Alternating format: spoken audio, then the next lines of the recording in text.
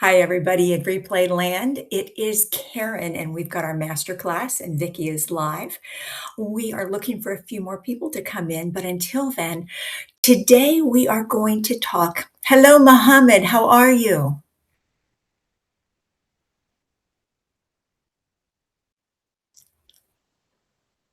Well, when you can come on microphone, just jump in.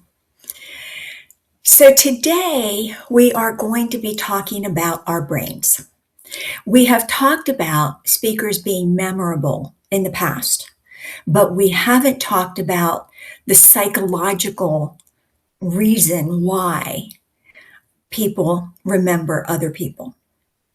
So you do not need to be the loudest or the biggest or the smartest in any room to be memorable. You need to communicate in a way that the brain remembers, because the brain is a filter. Think about all the messages that we get, thousands of communications to our brain every day, hundreds of emails, meetings, phone calls. It just keeps coming. And so every time you have a communication, your brain unconsciously asks, is this something I need to remember?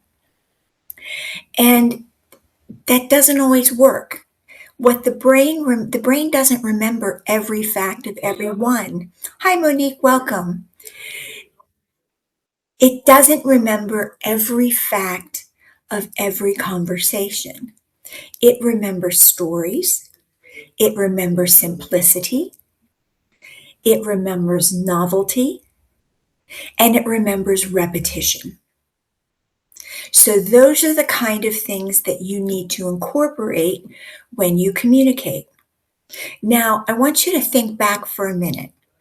Think about your childhood. Can you remember any commercials from your childhood? Which one, Vicky? I remember that there was a hair dye for women, and the tagline was "Blondes have more fun." Mhm. Very good. You remembered the tagline, which remembered everything else. What if I say plop, plop, fizz, fizz? Oh, what a relief it is. Exactly. Exactly. That's called a sticky phrase. And the same with, don't worry, Mikey will eat it.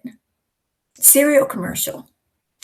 So, doing things that people remember with novelty or a sticky phrase that people can remember makes all the difference in what they will remember.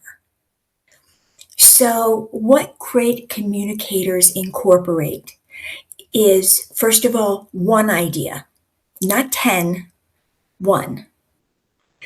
So, when we're having a conversation, we share one idea, the other person talks, and then if we have a second idea to share, then we incorporate it. You don't put everything in one long sentence and one long dialogue or monologue while the listener just sort of sits there. So they put one idea at a time. And they do that through point first communication usually. And I know you all know it, but I will repeat it. Main idea, explain briefly, next steps, close your mouth. So that's one of the things that great communicators do. They also incorporate sticky phrases. Phrases like plop, plop, fizz, fizz. Oh, what a relief it is. Now, the word plop is sort of a novelty word. It's not a word that's in every conversation. So it immediately created something in your mind as to what was going to present itself. So that became memorable. I use a I phrase for my ESL. I'm sorry, Monique, go ahead. I just have a quick question for you. As we're talking about commercials, the Uh-huh. plop is the Alka-Seltzer actually dropping in the water, so you hear the Yes. plop sound. And when I was growing up, I remember commercials like "This is your brain on drugs," but it wasn't actually the wordage; it was the visual. You see them crack the egg and then fry it in the pan, and you Yes, can hear it sizzling. exactly, So I'm exactly. just wondering, how do you communicate that when you're in person, when someone can't see the visual, but you want the same memorability effect? Very good, and I remember that commercial, that was a great one. What you do is you create visual language. So instead of saying, "I'm confident," you say, when I walked into the dark room, I stood tall and I was ready to talk." So if you're talking about what you did, you don't just say, "I went to the farm on Saturday." You say, "I went to the farm and the colors were so vivid. I could smell the honeysuckle. It was wonderful."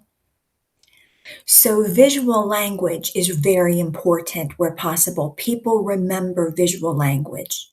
Vicky, Well, thank you for that, because the visual language is the part of it that is the communication part for me. And I loved what you just said when you used the word confidence. Like when I walked in the boardroom, I stood tall, I stood my ground, and I was fully present. And yeah, now you're not saying I was confident, you're describing the position you were in. And in the visual languaging, because this is a good point, if you're on stage and you're a stage speaker, it's the visual languaging that helps the audience come with you on the journey. And in writing, I would say the same thing. But my question surrounds, um, is it more descriptive communication versus the communications where you start with your one point and then you get say it and what you want to get to and then you shut up? Is it to the point where the descriptive language, and when do you know you need to use the two, or the each one? When do you know when you should use this one or this one? it depends on the conversation. In most business conversations or the majority of conversations, you're still going to say you're going to use point first. But instead of saying 80%, our customer service rating is 80%. Maybe you want to say something like, "I'm happy to report our customer satisfaction is 8 out of 10 customers." So you've changed the language slightly. It goes from being a statistic to something you can picture. You can picture 8 in 10 people with a big smile on their face. So, and you do that, and Vic, you do that when you talk about the successes of people. You don't just say, "Facebook ran Monique's ad again." You say, "Monique is a winner today. Facebook ran her great ad, and think of all the ad money she's saving." Yes. So, yes, it is not the shortest sentence, but you've gotten to the point and you have made it more memorable. Hi, Nisha, welcome. So, the other thing that great communicators do, and actually, Monique, you were right on cue because my next one was going to be they talk in pictures instead of, where they can, instead of statistics and direct facts, because most people don't remember facts unless they are really significant to them. So you need to couch it in a way like our customer satisfaction, or 8 out of 10 customers are satisfied with what we do. And 80% satisfaction rate. You need to, if you want it to be memorable, you have to draw a picture in their mind. The other thing that the brain does is that it looks at contrast. It looks at the difference between things. So I could say communication matters. Or I could take the other perspective that says people don't lose jobs because of talent, lack of talent. They lose jobs because people don't understand their talent. So now I've thrown a don't in there. And when it's contrarian, the brain flags that and it can be more memorable. So that's what the brain does. That's what most memorable people do. They also repeat important ideas. Ideas like, have you ever left a voicemail message and you've repeat your phone number twice? You do that because that's the most important thing in the message. If you want them to call you back, here's my number. You repeat it twice because it's important. When I speak, if I do a list of something, I summarize at the end. So, over 20 minutes, I have covered 5 topics. Well, let's repeat just the topic names to keep that at the top of their mind. And that way it's in a rhythm that they can remember, as opposed to getting lost in some of the detail. The other thing that brain appreciates is simple. Now, I know that sounds contrarian to pictures and visual language, but it depends on the situation. If you want people to feel what you did, if you have a lot of statistics and you can make them more memorable by slightly changing the words, that's visual language. Otherwise, don't use jargon. Keep it simple. You just want to go through we're not dumbing it down. We're simplifying because that's what the brain processes. If you have all of these ideas and you try to share 2 or 10 ideas at one time as opposed to one key point, the brain gets overwhelmed in the conversation. And when it gets overwhelmed, it disengages, which means you're not listening anymore. You start making assumptions because you weren't listening to all the points. So you fill in the blanks. And you might get a little cranky because you've got things to do and this person is just talking and talking and talking and talking. So those types of things make a difference. Simplification makes a difference. Another thing that memorable people do is they create emotional moments. Emotion is something that people remember because that's what makes them feel something. Maya Angelou said, people may not remember what you said, but they will remember how you made them feel. You'll always remember a feeling. I have several motivational speeches that I do. And one of them that I do incorporates a story about a little girl that I met when I was in kindergarten. She was my first friend. Vicki remembers that story because it's an emotional story. I met her walking home from school. She was my very first friend. The next day she was going to meet me and we were going to walk to school together. And I thought I was pretty hot stuff because I had a friend. But she didn't show up. And I was devastated. I came home from school that day and I found out that once she left me at my house, She walked one more block and got hit by a truck and died. That's why she didn't meet me. Now, that's the down and dirty version. I add a few more points when that's incorporated in that one speech. But people remember that speech because it's emotional, it's painful. I remember that she had a white patent leather purse and white patent leather shoes. So I say that. I've created a visual of this girl. So there are things that make that story very memorable.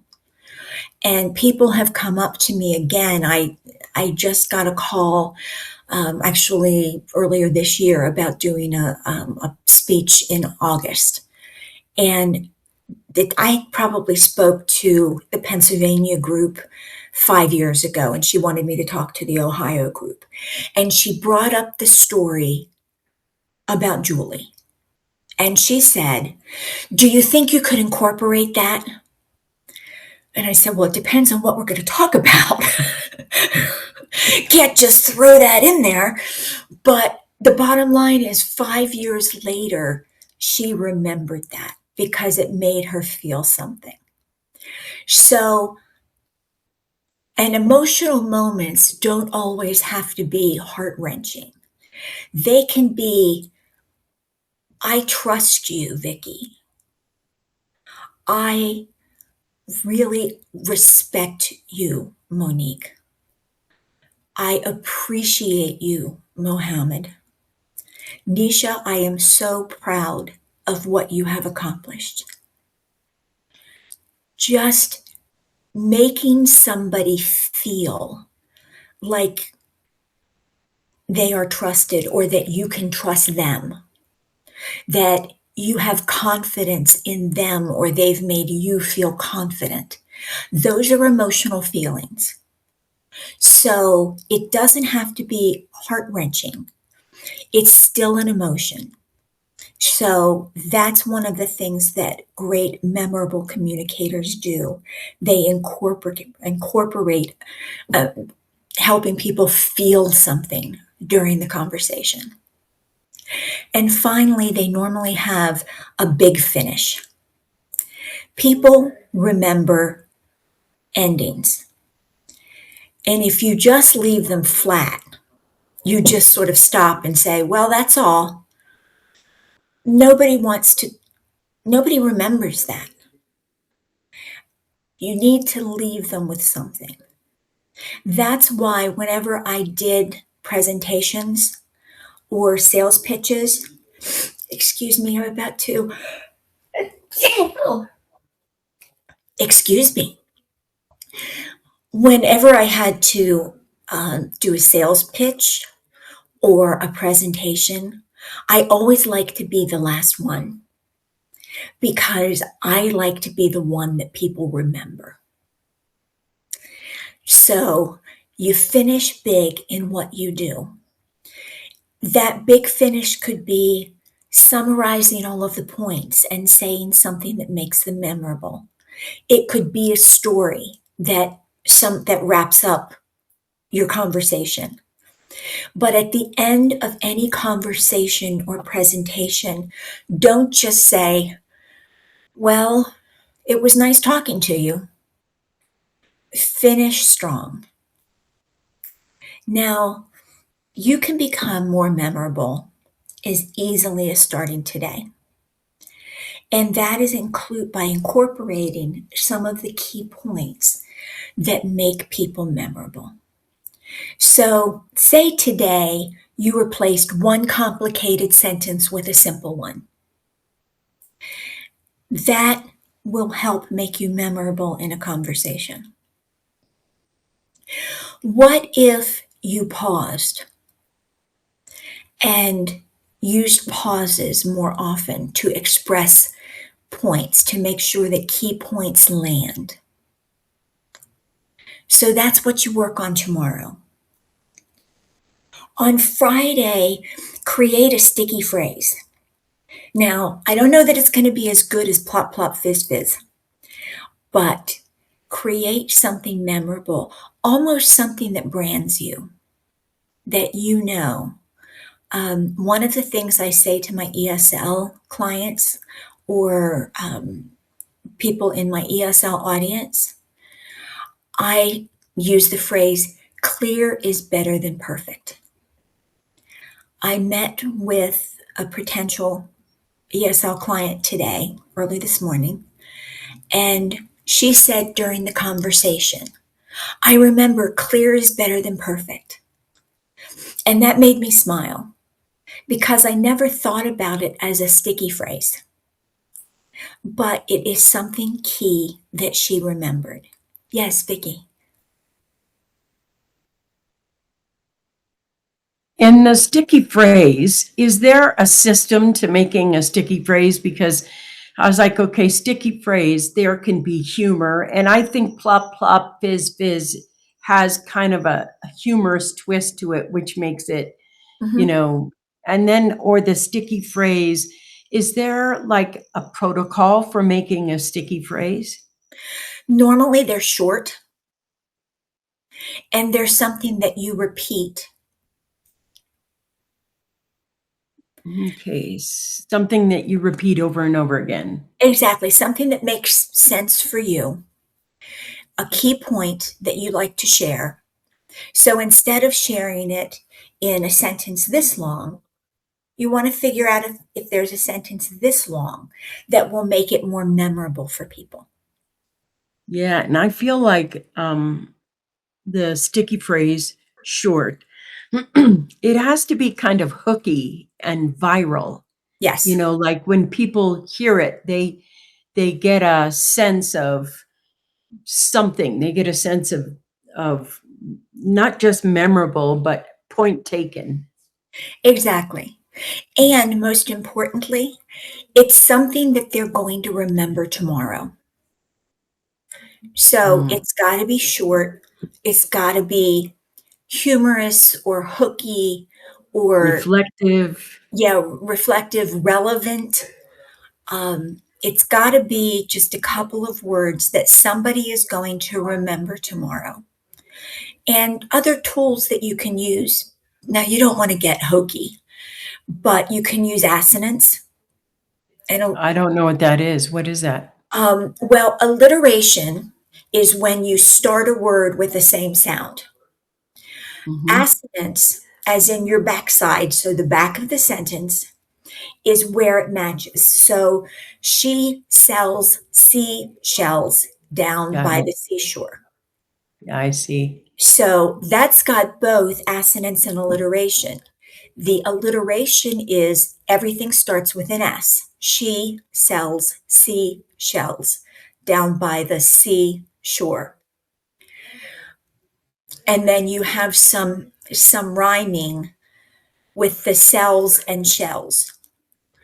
So something like that, if it's appropriate, it can make it hokey. So use it sparingly. But I can promise you that if you use something with assonance or alliteration or a rhyme, um, people will remember that. So finding that those sticky phrases for your business, um, not easy, but I would recommend as a starting point using your chat and have it get you started. And that'll get your juices flowing because those are the things that people remember, especially if you incorporate them enough in your conversations.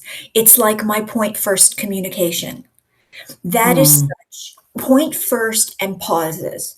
If you don't remember anything else from talking to me, I want you to remember those two things. So you will hear me talk about them in almost every presentation because they are so critical. So they're not sticky phrases, they're sticky points.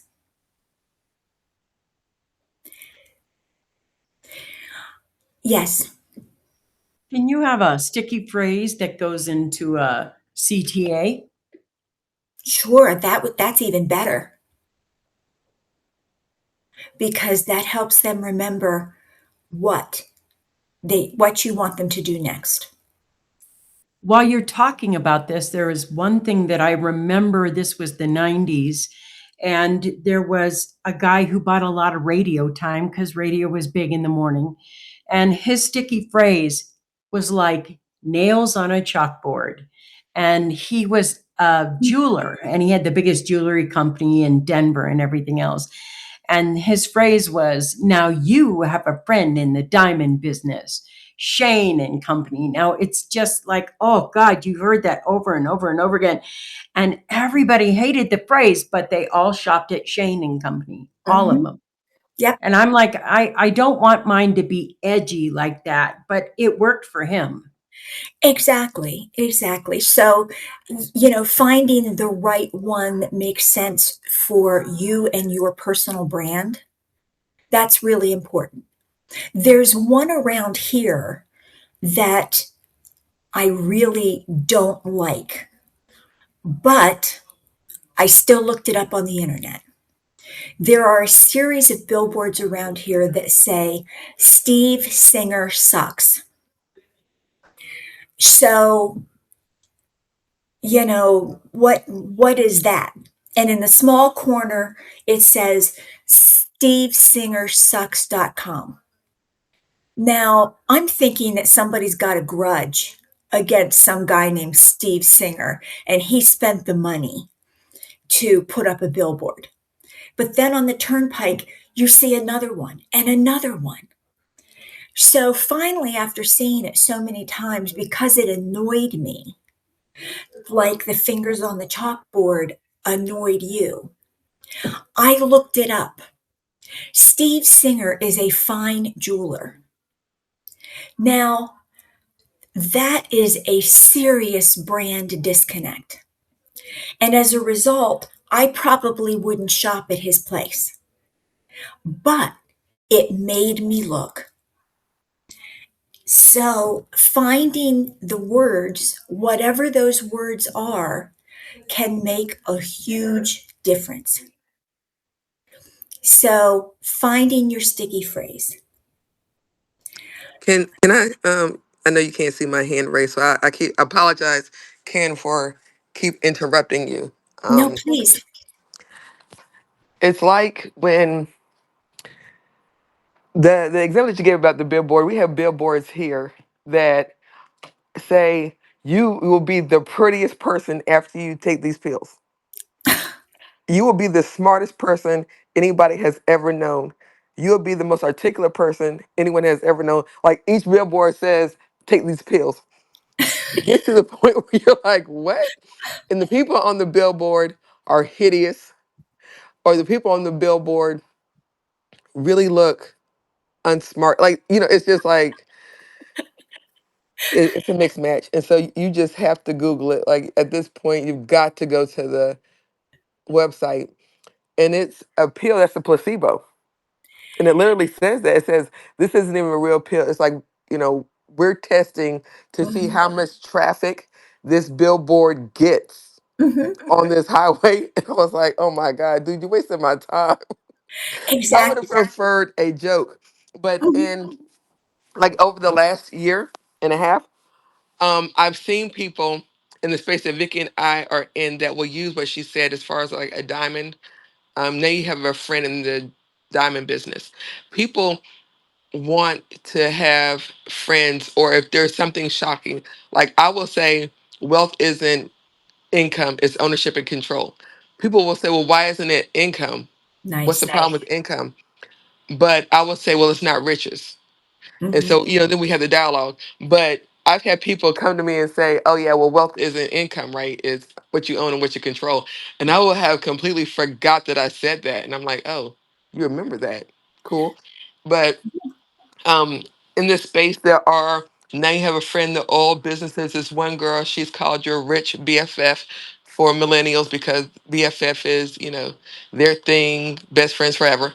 mhm, And just now you have a rich best friend. Now you have a friend in the oil business. Now you have a friend in the diamond business. You typically don't have friendships like that. mhm. The masses don't. So it's that shock factor like, oh, wow, now I can say I have a friend. Now we're friends. Hmm. Not friends, not truly. You don't even know this person, but it's because they want you to feel like you do. It's that phrase that makes you feel like you're included and that Hmm. you're seen and you belong. So I just found that was interesting when you and Vicky were talking about the billboards and how one was just a complete mismatch and the other one got all the business now. Exactly. And I love your opening statement because that is not only a sticky phrase, it's a great conversation opener because there's contrast in it. And that's where the brain says, wait, what? And that's what you want it to do at sometimes. You want it to hear a contrarian point of view. That's one thing that great communicators do. So that's excellent. The other thing is we are talking about billboards. Billboards have to be, and I'll be right there, Vic. Billboards have to be very concise. Good billboards are memorable. And it's an art to create one with an image or 3 to 5 words. That's what a sticky sentence is. A sticky phrase is 3 to 5 words and it's memorable like a billboard. Yes, Vicki, what did you want to say? Well, am I unmuted? Yeah. Yes, you are. Okay. I wanted to go back to uh, what you were saying and what Monique was sharing, because I want to know there's something very interesting about income and ownership. They're two different things, and we know that now, even though everybody thinks they're one thing, or they don't even think about it. And what I want them to do is think about it like a question. So for me, while you've been here, obviously, I've been on my chat working at it. And there's something that is a comparison where it says, build wealth you own, not wealth you rent. And I'm like, not income or wealth you rent, because people see the word rent as homes and mortgages and things like that. And I'm wondering, when you start getting too controversial, even though I know build what you own instead of rent your life. Mhm. Um, can we do like build wealth you own and love, not wealth you rent with income, like stuff like that? And I guess you probably aren't understanding my question because I'm not sure how to add it right. But that hooky viral thing that makes you think, does it have to make like complete sense complete sense when you read it one time? So it's not wealth you rent, and then I have to explain what renting wealth is versus what Monique is doing, which is explaining the difference between ownership and income, which Mhm. I think is stronger than using phrases that are like, don't use something erroneous that people could question but usually don't in the phrase. Do you understand what I'm asking? I think so. I think that what you're saying is the sentence that you read, that may not make sense, but it's clear To enough to get people's attention.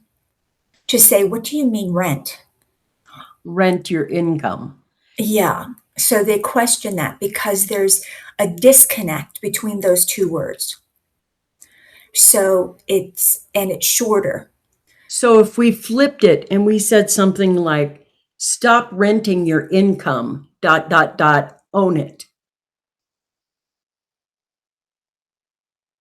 That might work.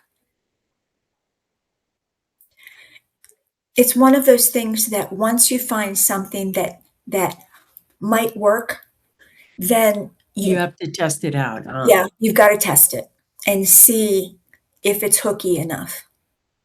Okay. Because, renting wealth or renting income, people that doesn't make sense to them. But it's memorable because the brain says, "Huh?" And You don't want a brain to say, huh, after you've had a whole conversation, but a small phrase, because it's called a pattern interrupt. They're familiar, they expect you to say something, and you throw in a word that doesn't make sense. So it's enough to get their attention again, and it could be enough to be memorable so they repeat it the next day. So, to me, the visual and a sentence should explain kind of a whole thing. I'm sorry, I'm working in my head. I probably shouldn't do that. Let me move that question out of the way. That's a question for another day. My bad. Go ahead. Okay.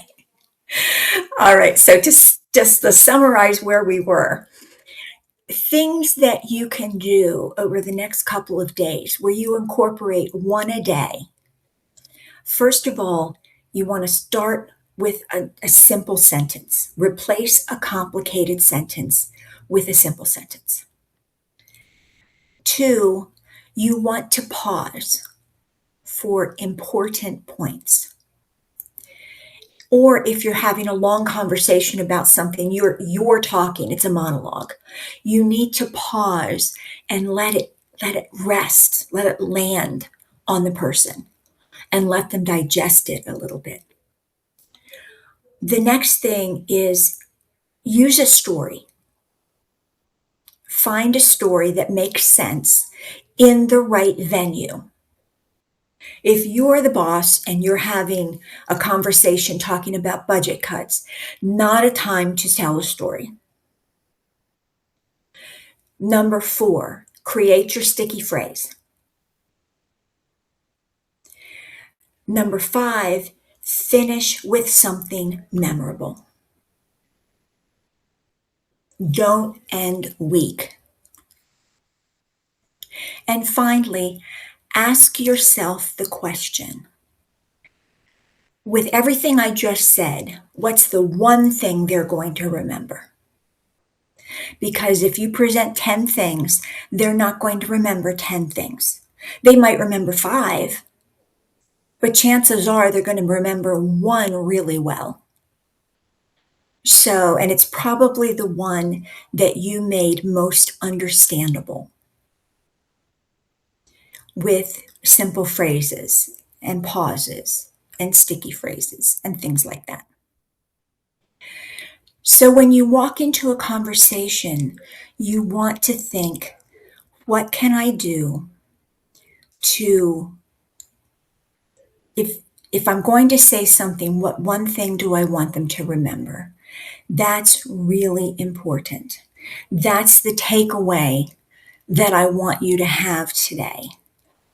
That you're going to, you want them to be able to repeat a sentence tomorrow. Because if you can, you're on your way to being a memorable communicator. If not, then you need to work on it a little more. You need to simplify it until it's more memorable for them. So that's how the brain works. It focuses on key things. It filters away so much stuff. We don't even realize the number of ideas that are thrown at us on the computer, when we're on social media, when we're on Substack. We may not read the 6 articles that show up on the page, but our brain sees them and it filters out what makes sense. So you need to speak in the way that the brain remembers. Sticky phrases, stories, single points, pictures, repetition, ending strong, emotions. Those are the things that can make you stand out. Does anybody have any questions?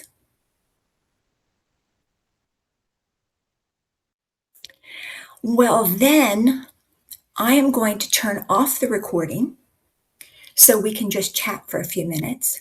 So for those of you watching the replay, thank you for being here today. I really appreciate your time, and I hope you get something out of this presentation. And now I'm going to turn it off so that you can go and digest everything that I just taught you. Have a great day.